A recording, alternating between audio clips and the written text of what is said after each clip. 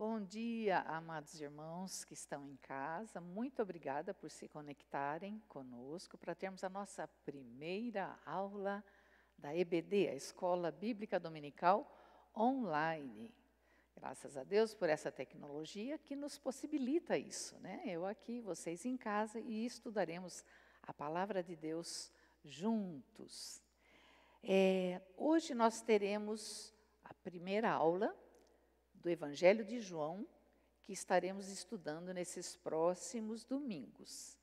Então, este Evangelho de João, nós vamos começar hoje, e nós vamos revezar entre os professores da EBD. Então, hoje eu começo, e cada domingo nós teremos um professor aqui trazendo uma nova aula deste Evangelho.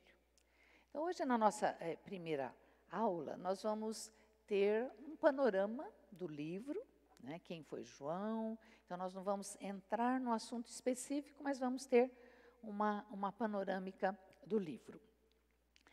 Então, o alvo dessa lição é exatamente isso, trazer quem é o escritor, qual era o propósito, em que circunstâncias ele escreveu o livro, a estrutura do livro, né, a importância do Evangelho de João.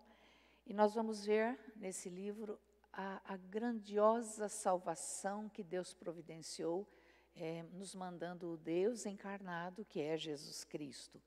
E, através desse Evangelho, nós vamos buscar muitas lições que vamos aprender para o nosso dia a dia. Então, são lições preciosas. Vamos aprender com isso. Não há nenhum demérito em relação aos outros evangelhos, mas nós vamos fazer uma comparação, porque 4 evangelhos escritos, não é? Nós vamos ver a diferença. Mas o livro de João, ele é fantástico, ele é fascinante, ele abre uma visão, ele é o único dos evangelistas que começa, o primeiro versículo dele, no livro, é exatamente falando de Gênesis, a criação do mundo. Então, ele junta Gênesis e termina com Apocalipse. Então, ele tem uma visão muito ampla e ele nos passa essa visão em seu livro. Então, é muito precioso. E a diferença também é que no livro de João, nós não vemos só assim uma narrativa histórica, não é? Que também não há problema. Mas ele nos desafia, ele nos põe diante de ver, aceitar e entender que Jesus é o Filho de Deus e é o Deus encarnado, ou seja, como humano, carne, encarnado entre nós. Não é? Segundo Calvino, João Calvino, ele realça, e outros tantos, não só, da importância desse evangelho em toda a história da igreja e até hoje. Disse que o livro de João é o que mais levou pessoas a conhecerem Jesus e é o livro que ensina e alimenta a vida, a fé dos seus leitores. Então, se vocês querem conhecer mais a Jesus, estamos juntos, no ponto certo, estudando o livro de João. Amém? Vamos falar rapidamente dos outros evangelhos e daí a gente mergulha no livro de João. Então, vamos ver Marcos. Marcos foi o primeiro evangelho a ser escrito em torno de 70 anos depois de Cristo, e ele destinou a um público gentio de língua grega, que eram os residentes no Império Romano. Ele era discípulo, né, companheiro de Pedro, e ele teve bastante ajuda das memórias que Pedro tinha, e ajudou muito ele a escrever o livro.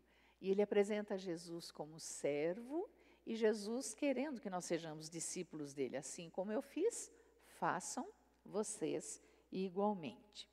Mateus também, ele escreveu em meados de 80 depois de Cristo, e foi para um público judeu cristão. Então, ele traz assim uma biografia teológica mostrando que Jesus ele cumpre a promessa do Messias prometido, do Cristo, que era esperado. Daí nós vemos Lucas, o companheiro de Paulo, ele escreve a carta para Teófilo, que era um crente gentil, ou seja, não judeu, e ele inclui os gentios na promessa de Deus. Então, ele põe dentro da promessa de Deus também os gentios. E daí nós vamos, então, entrar no livro de João, que foi escrito aproximadamente 90 anos depois de Cristo, e o foco de João, e é o versículo-chave do livro dele, está em João 20, 31, que fala assim: estes sinais foram registrados para que creiais que Jesus é o Cristo, o Filho de Deus, e para que, crendo, tenhais vida em seu nome. Então, nós vemos aí, o objetivo estou registrando tudo isso para que vocês creiam. E essa expressão de crer, que envolve o crer, é usado em torno de 100 vezes no livro dele. Então, nós vemos que ele bate nessa tecla, é crer, você tem que crer, precisa crer, não é? E isso dá ao Evangelho dois propósitos principais, né? O primeiro é que ele colocava naquela época e nos coloca hoje, frente a frente com a vida e a identidade de Cristo. Quem foi Cristo, né? A vida dele. E, por esse teor, ele é o livro mais evangelístico. Tanto que, como já citei, ele é um dos livros que mais levou pessoas a se converterem à fé em Jesus Cristo. O segundo ponto, quando ele fala para que creiam, e a gente pode traduzir para continuem crendo e fazendo aquilo que está revelado neste livro, que é não só ganhar pessoas para a fé em Cristo Jesus, mas como fortalecer a família da fé, que somos nós, que hoje estamos caminhando, assim como eles caminhavam. Então, esse é o propósito do livro de João. E uma coisa maravilhosa que eu fico assim encantada de ver, né? João, desde a sua juventude, em torno dos seus 24 anos de idade, é tudo aproximadamente, né? Porque não há o registro em cartório, mas ele começou desde a sua juventude, aos 24 anos, e ele ele viveu até 94 anos. Então, vejam que foi em torno de 70 anos.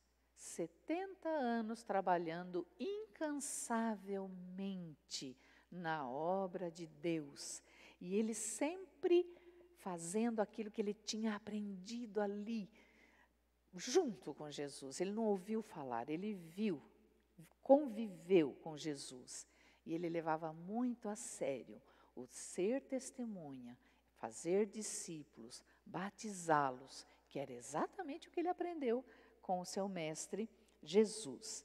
Então, o motivo da vida de João era exatamente esse, é transmitir e testemunhar aos outros, para que todos tenham comunhão com Deus. E realmente, ele viveu a vida. São 70 anos que esse homem dedicou para a obra do Senhor.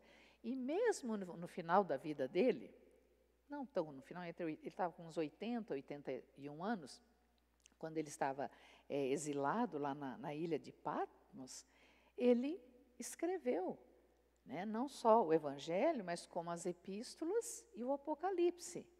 Então, ele não ficou lá, falou assim, eu já estou idoso, eu sou do grupo de risco, então a Covid vem me pegar aqui. Não, ele mantinha a mesma motivação, o mesmo vigor para anunciar Cristo. Ele não perdeu tempo, ele escreveu. Ele escreveu esses preciosos livros que a gente tem até hoje. Então, ele morreu aos 94 anos, morte natural. Provavelmente, a última igreja que ele pastoreou foi a de Éfeso, e ali ele findou os seus dias fazendo a obra de Deus. Então, agora vamos ver assim, quais as características do livro de João. Nós vimos algumas dos outros 3 colegas dele. Vamos ver o que nós temos do livro de João. Quem é o autor do livro de João? Nós estamos falando que é de João, mas na verdade é por estudos, porque não fica marcado como, né, por exemplo, Lucas, ele falando, estou escrevendo para você, Teófilo. Então você vê quem escreve e para quem. E no livro de João, essa autoria é meio anônima, não é? Mas os estudiosos atribuem a autoria desse livro ao apóstolo João, que é irmão de Tiago, filho de Zebedeu. E nós vemos, ao ler, e nós vamos ler juntos, ok? Nós lemos no decorrer dos capítulos como ele era do círculo íntimo de Jesus. Nós vemos quem foi apelidado de discípulo amado. Foi João, não é? Quem reclinou a cabeça. Então, assim, é aquela amizade, aquela intimidade com o Senhor Jesus. Então, tem várias passagens que nós vemos que ele estava assim, como testemunha ocular, ou seja, ele estava vendo Jesus falar. Isso está em vários lugares. Nós vemos também quando Jesus, após a crucificação, para quem que ele comissionou a mãe dele para ser cuidada? A João. Então, isso significa uma confiança muito grande, né? E depois nós vemos, após a ressurreição de Jesus, ele com Pedro, em Jerusalém. Depois ele foi encontrado com Pedro no Sinédrio. Depois ele foi enviado de Jerusalém a Samaria. Então, esse mesmo João é o que foi para a ilha de Patmos e escreveu as cartas e o Apocalipse, e as 3 epístolas, não é? Agora, quanto à data, como todos os outros livros da Bíblia, não é fácil e não há uma precisão. Foi escrito tal dia, de tal mês, de tal ano. Não era nessa forma antigamente. Então, a exatidão não é muito fácil. Mas é razoável pensar, né, os estudiosos dizem, que tanto o Evangelho como as epístolas e o Apocalipse foram exatamente escritas naquela época que ele ficou exilado lá na ilha de Patmos. A gente vê isso em Apocalipse, capítulo 1, versículo 9. Então, vejam, ele estava com seus 80, 81 anos lá em Patmos, mas ele viveu até 94 anos e morreu lá em Éfeso, não é? Então, essa data aproximadamente. Para quem que ele escreveu os livros, né? Ele tinha um destinatário. Para quem será que eu vou atingir com esse meu livro? Também não é tão fácil essa exatidão dos destinatários, porque ele não deixa claro. Mas, pelos estudos, né, que os teólogos fazem, é provável que João escreveu esse livro tendo em mente um público cristão, que estavam lá na Ásia Menor, e que é o mesmo destino das cartas e do Apocalipse, não é? Então, assim, o livro parece sugerir que o alvo de João era uma audiência mista de judeus e gentios, quer dizer, judeus e não judeus. No livro, nós vamos encontrar assim, um conteúdo e mensagem muito, muito preciosos. Ele não tem uma apresentação, uma introdução. Como eu falei, o primeiro versículo dele é se referindo a Gênesis, a criação do mundo. Ele começa assim, já é o primeiro versículo, vocês podem ler aí, não é?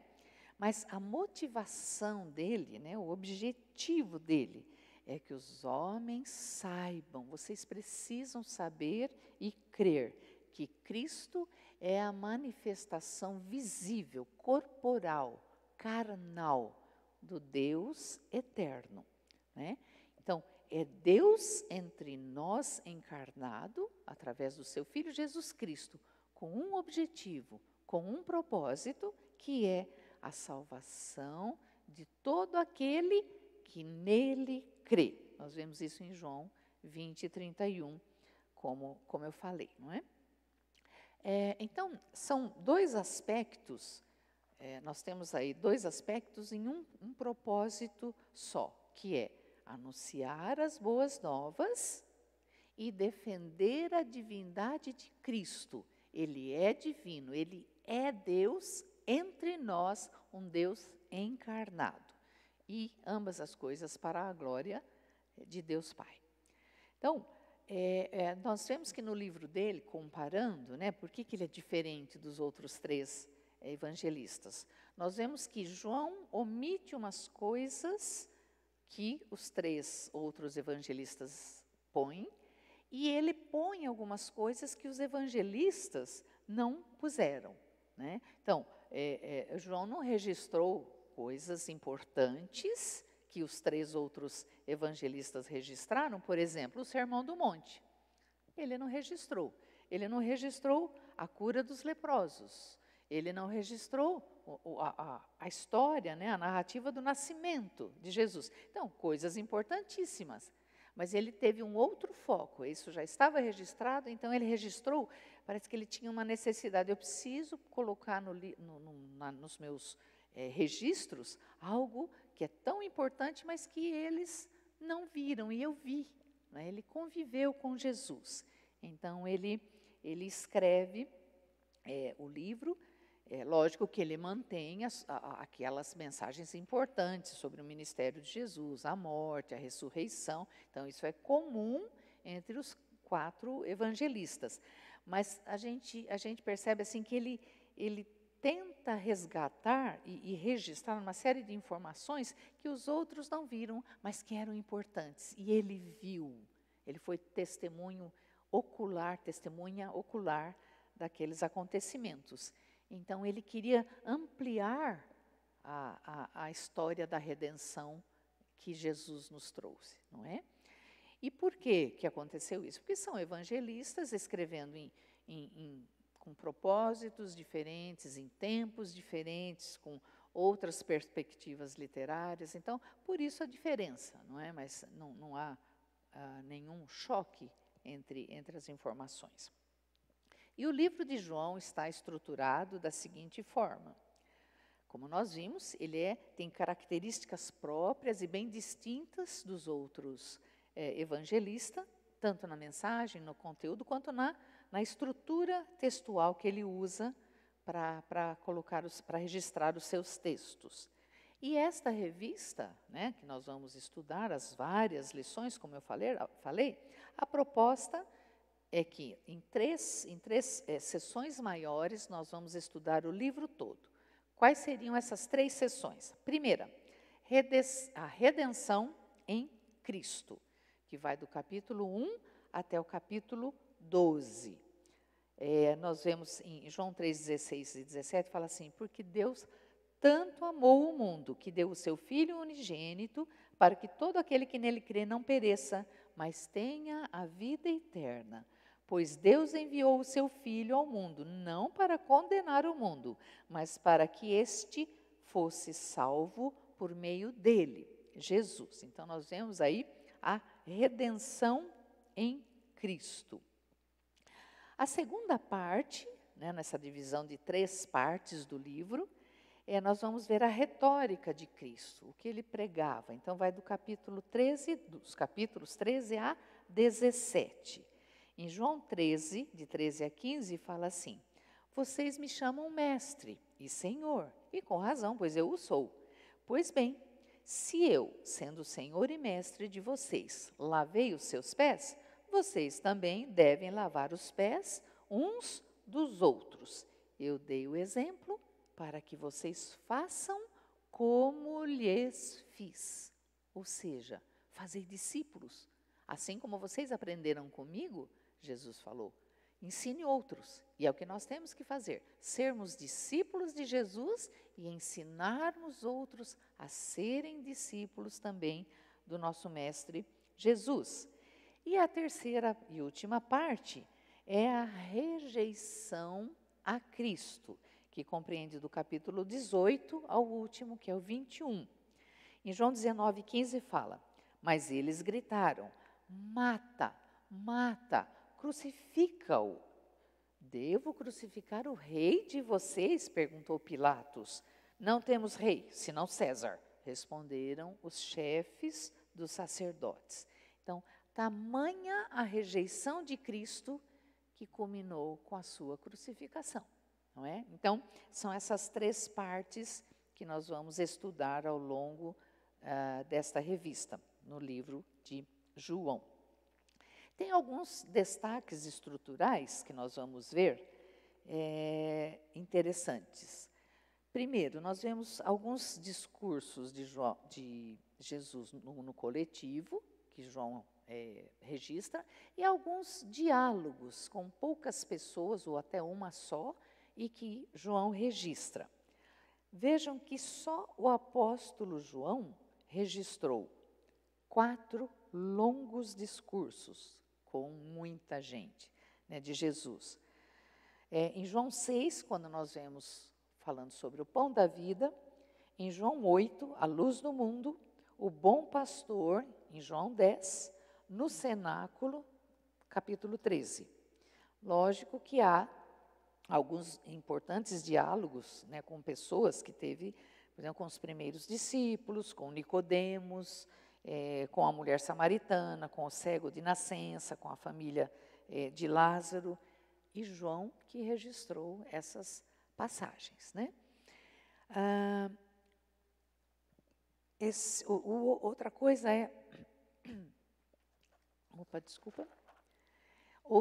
outra coisa interessante é que João não registra parábolas como os demais evangelistas.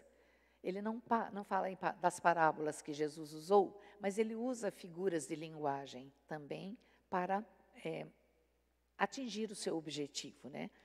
Então, nós vemos assim, ele falando de Jesus, o bom pastor, ele fala do ladrão, ele fala do escravo, ele fala do trabalho à luz do sol, à luz do dia, o grão de trigo, a vinha, né? Então, são figuras de linguagem que ele lança a mão para ter esse raciocínio sobre Cristo e o reino. Também o apóstolo João, ele enfatiza o ministério de Jesus realizado na Judeia. É diferente a ênfase dos outros 3 evangelistas que frisaram o ministério de Jesus na Galileia. Essa percepção é exatamente aquilo que eu citei no começo. São pessoas diferentes, em momentos diferentes, com focos diferentes, mas que estão relatando fatos reais e com objetivos semelhantes, não é? Outra coisa interessante que os estudiosos perceberam, né, detectaram no livro de João, é o número 7. Tem assim alguns tópicos, e os estudiosos detectaram pelo menos 3 tópicos, que eles são apresentados em número de 7, que nós vemos. Sinais de Cristo, 7 sinais de Cristo. A água transformada em vinho, a cura do filho do centurião, a cura do paralítico, a multiplicação dos pães e peixes, Jesus anda sobre o mar, a cura do cego de nascença e a ressurreição de Lázaro. Então, nós vemos aí 7 sinais de Cristo. Outra vez vamos ver o número 7, que são os testemunhos sobre Cristo. João Batista deu testemunho. Ele fala assim, ele é o Filho de Deus, não é? Em João 1,34. André, outra testemunha, ele falou, achamos o Messias. Depois Natanael, mestre, o Senhor é o Filho de Deus. Daí Pedro, o Senhor é o Santo de Deus. Marta, o Senhor é o Cristo, o Filho de Deus. Tomé, o Senhor meu Deus e meu. E João, Jesus é o Cristo, o Filho de Deus, que é o que nós vamos estudar. Então vejam, 7 testemunhos a respeito de Jesus. E mais uma citação das 7 reivindicações de Cristo. Eu sou o pão da vida, eu sou a luz do mundo, eu sou a porta, eu sou o bom pastor, eu sou a ressurreição e a vida, eu sou o caminho, a verdade e a vida, e eu sou a videira verdadeira. Eu sou. Tudo isso Jesus falou, são 7 reivindicações de Cristo. Então, nós vemos que deu para aprender um pouquinho, né? Nós vimos assim rapidamente essa panorâmica do livro, não entramos detalhadamente, mas não percam no próximo domingo, a próxima aula, não é? Mas nós vamos aprender muito com este evangelho e tirar, extrair lições para nós hoje, porque a Bíblia é um livro escrito também para hoje, para os nossos dias. O que Deus quer de nós está na palavra de Deus. E nós vamos aprender muito na leitura e no estudo desse livro. Então, eu quero, assim, incentivá-los, né, a estarem conosco no próximo domingo. Realmente, daí vai ser a primeira lição. A primeira lição, o título é o Verbo encarnado, porque Jesus é o Verbo e ele se encarnou. Ele veio ao mundo como homem, carne humana, ou seja, encarnado. Então, nós vamos aprender muito. Então, meu desafio é esse a todos vocês, que agora a gente parece estar com um pouquinho mais de tempo, né, para ler a palavra, para orar, já que tem que ficar em casa, eu pelo menos, né? Então, eu os desafio. Leiam João, vão lendo dentro dessa panorâmica que eu dei, vão vendo essas diferenças, essas peculiaridades do livro de João, mas muito mais que isso, vamos ler e estudar o livro para aprendermos o que é para nós hoje, o que Deus espera de nós como testemunhas da salvação que Ele deu através do Filho Jesus Cristo. Então, que Deus te abençoe nesta semana e vá se preparando para a nossa próxima aula no domingo, que vai valer a pena. Vai ser muito bom caminharmos estes domingos juntos no estudo da palavra. Então, esse é o desafio e eu vou repetir, né, o versículo-chave desse livro. Estes, porém, foram registrados para que vocês creiam que Jesus é o Cristo, o Filho de Deus, e para que, crendo, tenhais vida em seu nome. Nós precisamos crer para ter a vida no nome de Jesus. Então, que Deus os abençoe, boa leitura, aguardamos vocês aqui, não serei eu a dar aula, mas teremos excelentes professores e vamos dedicar aí vários domingos no estudo desta epístola de João. Que Deus abençoe, em nome de Jesus.